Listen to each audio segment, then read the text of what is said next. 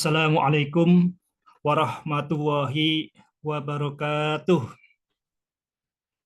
Bismillah, walhamdulillah, wassalatu wassalamu ala rasulillah, wa ala alihi wa ashabihi wa mawalah, la hawla wa la quwata illa billah, amma ba'du. Sahabat titik B, dimanapun Anda saat ini sedang mempersiapkan hati, pikiran, dan seluruh kesadaran bersama keluarga menyambut bulan Ramadan 1444 Hijriah. Hari ini pada tanggal 23 Sya'ban, berarti 7 hari lagi, 7-8 hari lagi kita akan memasuki bulan suci Ramadan. Alhamdulillah kita berjumpa lagi dalam pengajian online Al-Hikam sebagai pintu kulhu. Pada episode yang ke-14 kali ini, kita masih membahas kalam yang ke-13 dari Syekh Ibnu Athaillah As-Sakandari, yaitu kaifa yushriku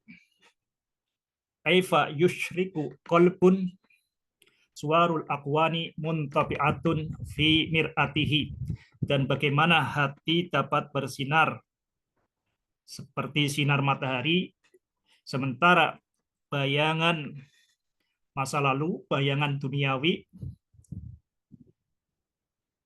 masih melekat kuat di dalam cermin hatinya. Kaifa, kita fokus di yang kalam yang ini. Kaifa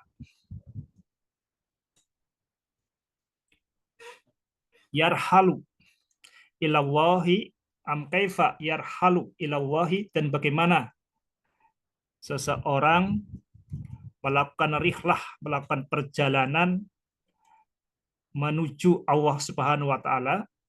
Kaifa yarhalu ilallah wa huwa muqabbalun, sementara dirinya muqabbalun, masih terbelenggu, masih terjerat kabel, bisyahawatihi,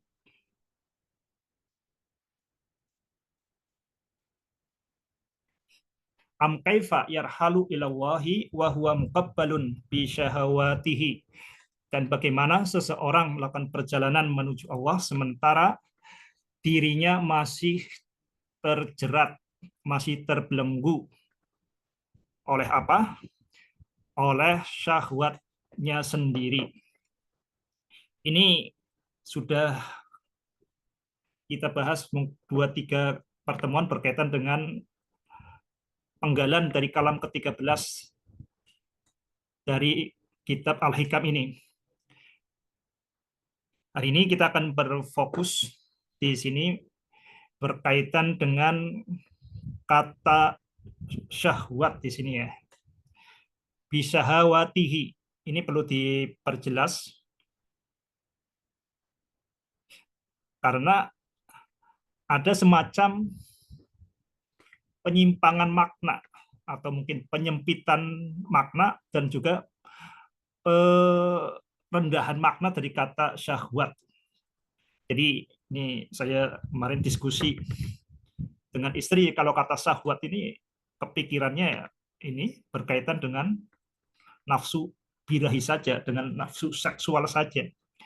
Padahal syahwat itu maknanya lebih luas dari itu. Jadi ada penyempitan makna.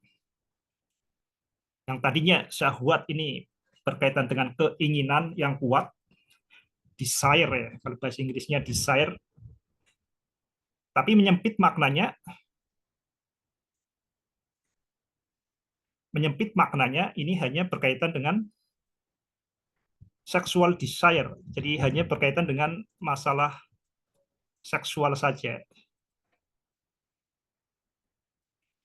Ini ada penyempitan makna.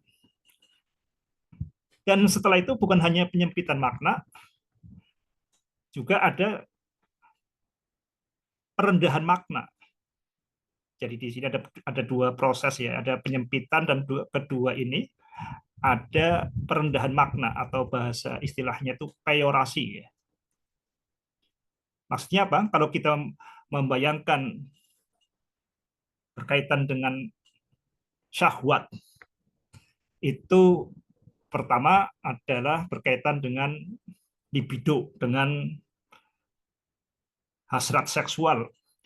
Yang kedua, berkaitan dengan sesuatu yang jorok, sesuatu yang rendahan, sesuatu yang hina. Ini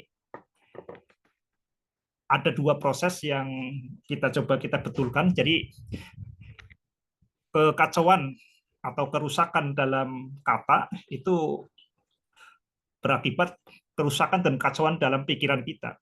Karena antara bahasa, ungkapan pikiran, dan pikiran itu sendiri itu saling berhubungan secara erat. Jadi bahasa mempengaruhi pikiran, pikiran mempengaruhi bahasa.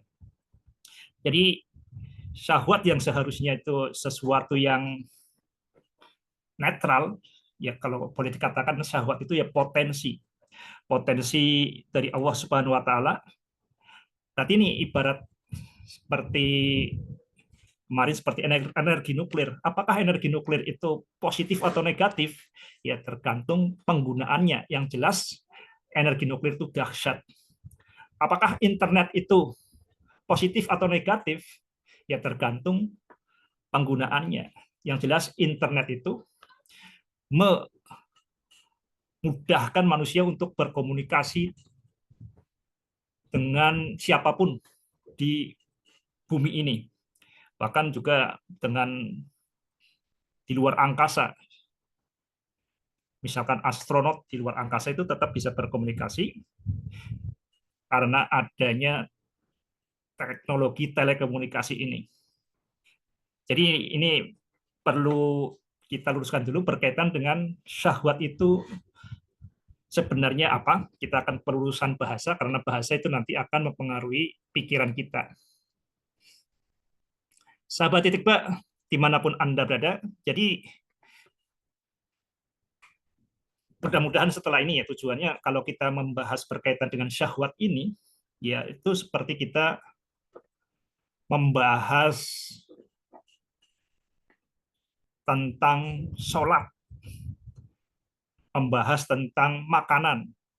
Jadi tidak diembel-embeli pikiran positif negatif terlebih dulu, tapi berkaitan ini adalah potensi yang sangat besar.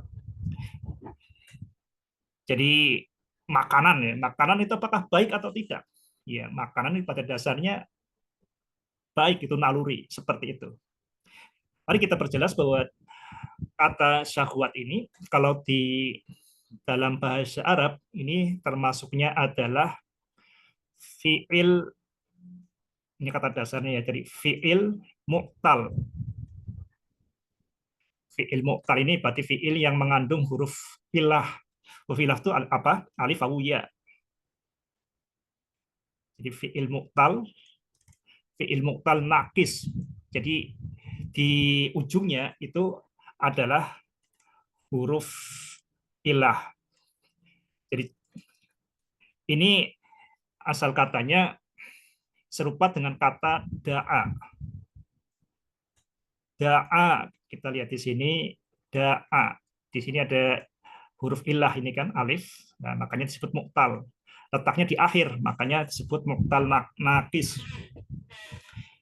Da'a ini fi'il mudhari'nya, yad'u.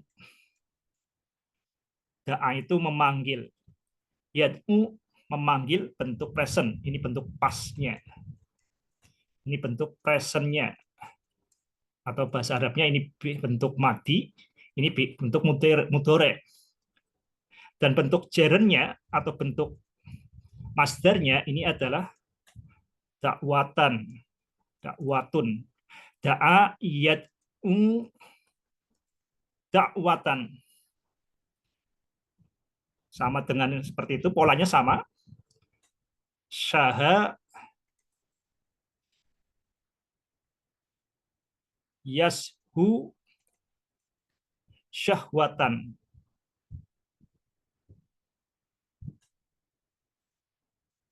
Saha yashu syahwatan, keinginan yang kuat. Saha yashu syahwatan, keinginan yang kuat. Keinginan yang kuat, desire, baik atau tidak. Kalau kita lihat ini adalah karunia Allah Subhanahu wa taala, ya pada dasarnya adalah baik. Tinggal bagaimana pengelolaannya. Sahabat titik Pak, dimanapun Anda berada, jadi kita lihat di sini syahwat itu berkaitan dengan keinginan. Jadi ini bukan kebutuhan ya. Jadi kita perlu membedakan antara keinginan dan kebutuhan. Jadi syahwat ini berkaitan dengan keinginan, bahkan keinginan yang kuat. Jadi syahwat itu berkaitan dengan want. Yang ini bukan need, bukan kebutuhan. Bedanya apa antara keinginan dan kebutuhan? Jadi keinginan ini bisa tak terbatas. Jadi beda dengan need. Need itu kebutuhan. Kebutuhan itu ada batas secara alamiah. Jadi need ini kebutuhan, misalkan makan. Kebutuhan makan itu sebenarnya kan ya kenyang saja seperti itu. Makan kalau lapar ya yang penting kenyang. Tapi kemudian kalau keinginan itu kan bisa macam-macam. Jadi keinginan makannya pengen dengan misalnya di hotel bintang 7 biar pusing ya. Atau dengan dicampur ini gelasnya gelas emas. Nah itu keinginan itu bisa sampai tak terbatas. Jadi kalau sekedar makanan ini bisa cukup nasi ponggol atau nasi kucing cukup 2000, 1000, dulu 1000 sekarang berapa ya? 2000 nasi kucing. Nah itu kebutuhan. Tapi kalau keinginan ini bisa sekali makan bisa jutaan. Tak terbatas itu keinginan. Dan di sini pentingnya, makanya di sini pentingnya kita tuh memiliki manajemen syahwat yang ini. Karena ini berkaitan dengan keinginan. Keinginan tak terbatas, padahal sumber daya tak terbatas. Itu kalau tinjauan ekonominya seperti itu.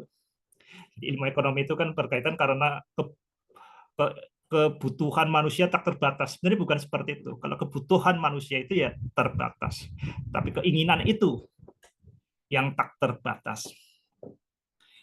Kita bisa lihat di sini supaya lebih jelas berkaitan dengan syahwat dengan keinginan. Ini rinciannya bagaimana? Kita kembali ke ayat pi.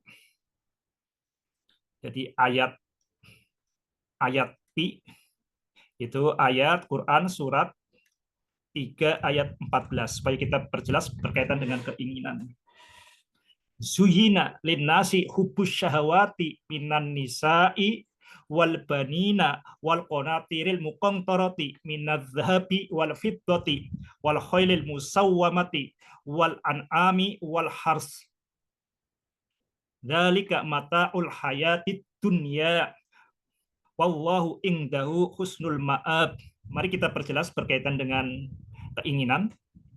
Jadi hubus syahwat ini berkaitan dengan keinginan, ini dirinci oleh Al-Quran itu menjadi 6. Yang pertama, hubus syahwati minan nisa. Saya tulis inisialnya aja. Nisa. Wal banina. Nisa ini berarti perempuan. Ini berkaitan dengan keinginan seksual ini. Sexual desire. Kemudian yang kedua adalah berkaitan dengan banin, wal banina. Ini berkaitan dengan keturunan. Jadi orang bisa ingin menumpuk harta sampai 7 keturunan. Itu berarti kan keinginan. Orang bisa kemudian ketika misalnya membuat perusahaan atau partai itu, partai politik biar bisa sampai 7 keturunan. Jadi sampai adanya kerajaan, yaitu berarti berkaitan dengan banin. Jadi ingin namanya abadi terus. Ya.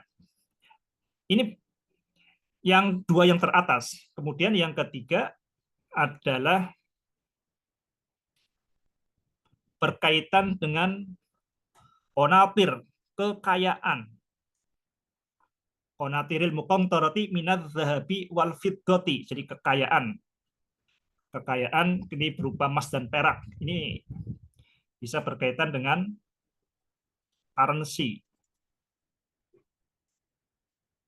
dengan mata uang, karena emas dan perak itu yang kemudian menjadi mata uang. Dan kemudian kalau mata uang sebenarnya zaman dulu itu pembuatan uang bentuk kertas itu harus didukung sebelumnya jumlah emas tertentu. Jadi emas berapa ton, maka dicetak kertas uang senilai berapa juta, berapa miliar, berapa triliun, seperti itu. Ini yang ketiga. Yang keempat berkaitan dengan kendaraan. Wal khailil musawwamati. Jadi kendaraan yang branded. Kenapa? Karena biar dilihat dan sebagainya ya. Dan dua yang terakhir adalah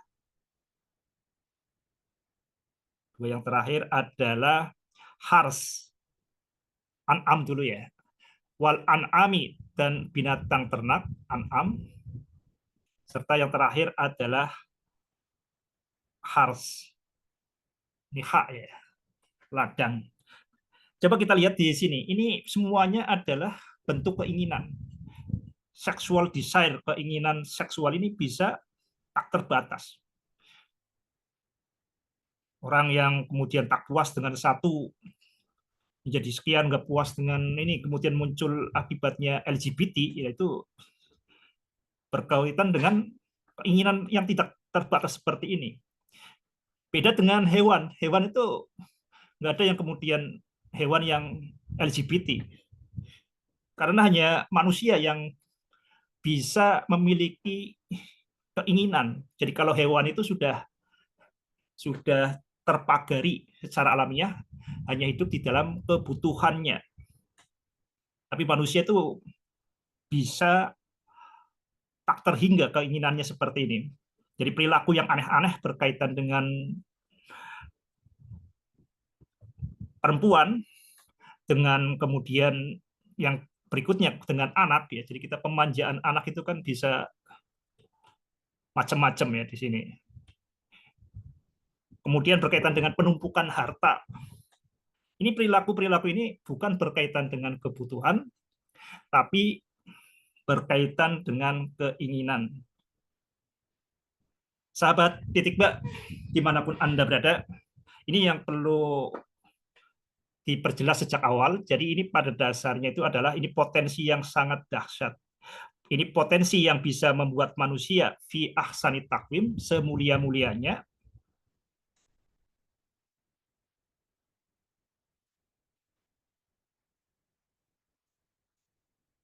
maupun bisa serendah-rendahnya, asfala safilin. Jadi asfala ini yang kemudian menjadi aspal, asfala safilin. Jadi kalau penyulingan minyak bumi, jadi minyak bumi itu kan diambil dari misalkan dari bawah laut atau di bawah tanah, itu kemudian dipisahkan mana yang nanti jadi gas LPG, mana yang jadi bensin, mana yang jadi solar, itu dibedakan berdasarkan titik didihnya. Dan nanti yang paling bawah itu namanya asfal, asfala safilin. Jadi manusia bisa menjadi setinggi-tingginya, bisa juga menjadi serendah-rendahnya, itu karena berkaitan dengan manajemen syahwat. Ini yang sangat menentukan, manajemen syahwat. Ini tema kita kali ini berkaitan dengan manajemen syahwat. Jadi yang kita kelola itu sebenarnya adalah syahwat ini. Yang paling penting kita kelola adalah syahwat ini. Dan ini sangat pas kalam ke-13 dari Syekh Ibnu Athaillah As-Sakandari. Yang pertama itu berkaitan dengan kolbu. Kaifa yusyriku kolbun. Kaifa yusyriku kolbun suarul akwani muntabi'atun fi mir'atihi. Bagaimana hati bersinar? Bagaimana hati bersinar sementara jejak duniawi masih melekat di cermin kesadarannya. Bagaimana kolbu hati menjadi bersinar kalau masih cermin hatinya itu masih dikotori, masih dilekati oleh jejak-jejak duniawi. Jadi sebelum manajemen syahwat, ini adalah leadership kolbu, kepemimpinan, kepemimpinan hati, leadership kolbu. Kenapa leadership kolbu? Karena yang namanya hati itu nanti yang mengelola. Hati itu yang mengelola. Jadi hati itu sebagai pemimpin. Makanya di sini berkaitan dengan leadership kolbu. Ini sedikit berbeda dengan yang ya sebenarnya bukan sedikit berbeda. Ini berbeda ya karena secara penamaan ini berbeda dengan apa yang sering disampaikan oleh A.A. Kim, yaitu manajemen kolbu. Bagaimana memanage hati. Sebenarnya kalau kita mau lebih cermat, hati itu justru nanti yang melakukan manajemen, yang memanage hati itu yang nanti mengelola. Jadi yang lebih pas ini menurut saya lebih tepat itu manajemennya itu manajemen syahwat, karena hati itu ya nanti sebagai pemimpinnya.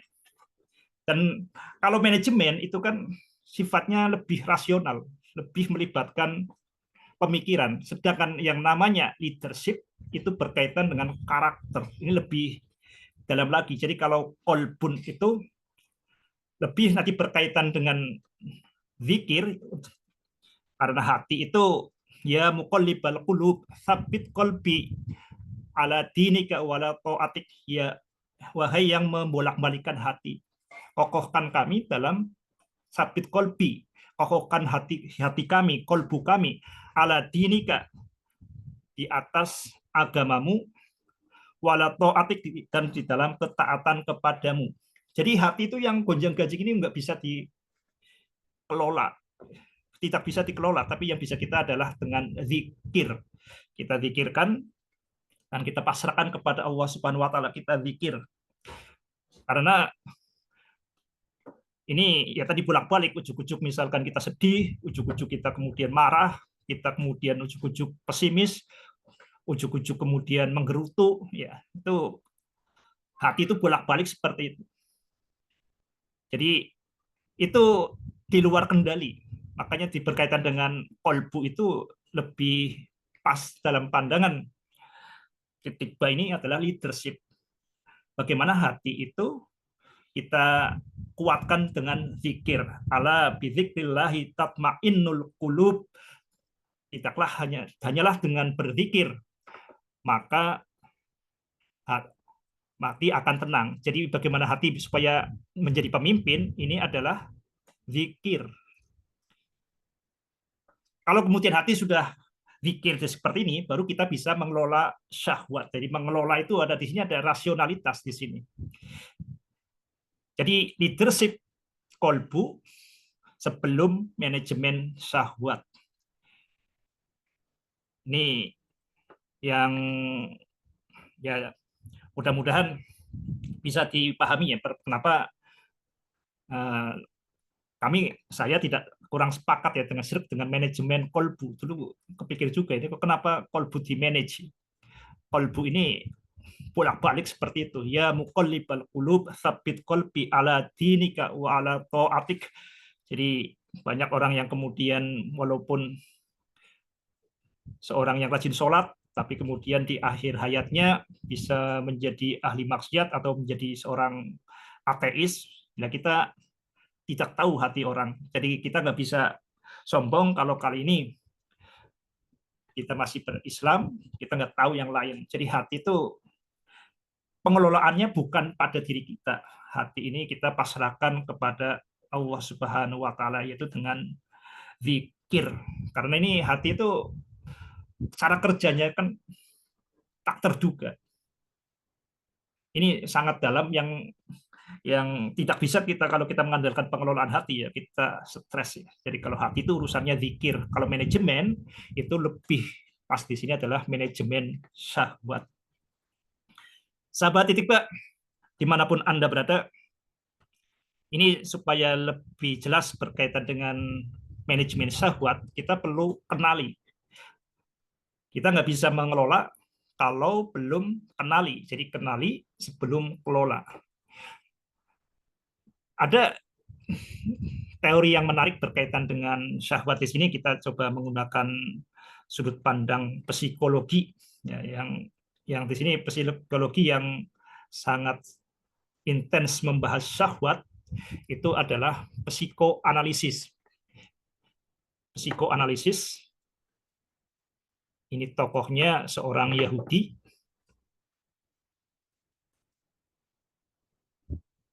yang disebut sebagai aliran psikoanalisis ya. Ini tokohnya namanya Sigmund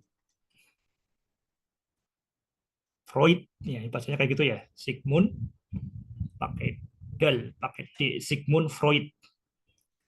Ya seperti para pemikir besar ini juga seorang Yahudi. Mari kita pahami ini karena ini sangat sederhana dan kita bisa lebih mengenali bagaimana syahwat itu. Dengan mengenali mudah-mudahan kita bisa lebih mudah dalam mengelola, kenali sebelum kelola. Kita akan memahami inti teori dari psikoanalisis dengan perspektif titik B. Jadi kita akan lihat perspektif titik B supaya kita akan lihat di plus minusnya Sigmund Freud dan bagaimana kita menerapkannya. Seperti biasa, titik B itu hanya bentuknya akan selalu seperti ini. Dari pancaran dari satu titik. Ini lapisan-lapisannya. Kita bisa melihat ini lapisan-lapisan kejiwaan. Menurut Sigmund Freud, jadi kekuatan yang paling kuat ada di dalam diri manusia itu sudah terbentuk sejak lahir.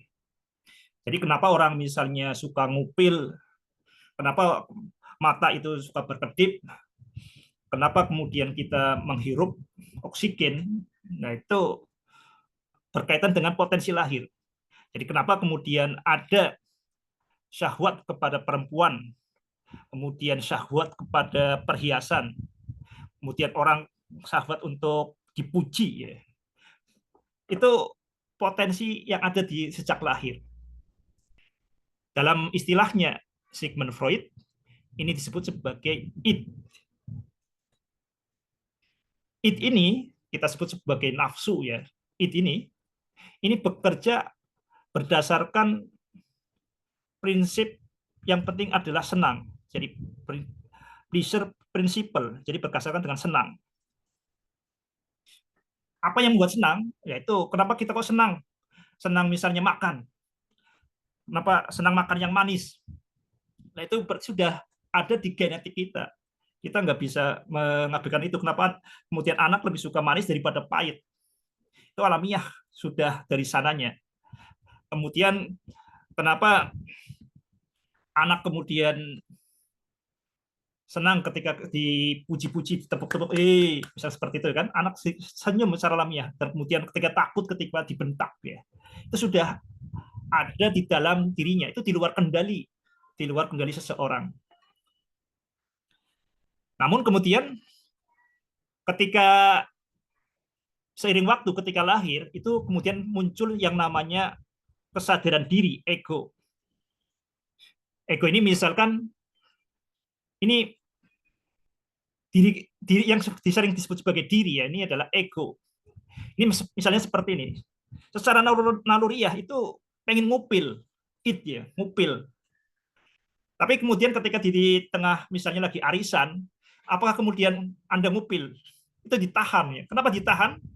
Karena ya nggak pantas misalnya kan masa lagi misalnya ketemu mertua atau ketemu dengan teman-teman SMP SMA itu ngupil, apalagi pas duduknya lagi di depan, jadi orang yang dalam sorotan, itu berusaha sebisa mungkin walaupun ngupil itu secara alamiah jadi ingat. Jadi di sini ego ini bekerja berdasarkan prinsip realitas, reality principle. Wow. Jadi melihat situasi. Nah, kenapa kemudian tidak ngupil seperti itu di realitas itu ya? Karena kalau ngupil itu sesuatu yang buruk, dianggap buruk. Itu ada yang di atas ini namanya super ego. Super ego ini adalah sumber dari moralitas. Ini menurut Freud seperti itu. Jadi moralitas. Sahabat titik B, dimanapun Anda berada, ini Freud konsepnya sangat sederhana. Ini tapi sekarang kemudian ini konsep sudah mulai ditinggalkan, tapi beberapa hal-hal dasarnya itu masih relevan dengan sekarang. Jadi berkaitan dengan dari id ke ego. Jadi dari sini ya kita lihat ditarik di sini. Ini adalah ketidaksadaran, unconsciousness. Misalkan siapa yang mendorong Anda itu ngupil, itu kan nggak ada, itu dari dalam diri sendiri. Nah, super ego ini dari ego ke super ego ini adalah pergerakan yang sadar. Kalau ini unconscious, ini tidak sadar, ini pakai bahasa Indonesia saja ya. Ini tidak sadar, dan ini adalah ketika sadar. Sahabat titik B, dimanapun Anda berada, coba kita lihat, perhatikan di sini. Ini yang disebut moralitas dalam perspektif psikoanalisis, ini yang nanti akan kita bedanya. Di sini, yang namanya moralitas, ini kan berarti berkaitan dengan di sini, ini yang kita tidak sepakat di sini ya. Di dalam perspektif titik B ini, tidak sepakat di sini, yang namanya moralitas, ini adalah suara kerumunan, bukan sesuatu yang paling dalam di dalam diri kita, tapi suara kerumunan. Ini yang membedakan perspektif titik B dengan psikoanalisis. Jadi itu yang bisa saya sampaikan pada kesempatan kali ini. Ini sudah ada pemberitahuan. Saya sebentar lagi akan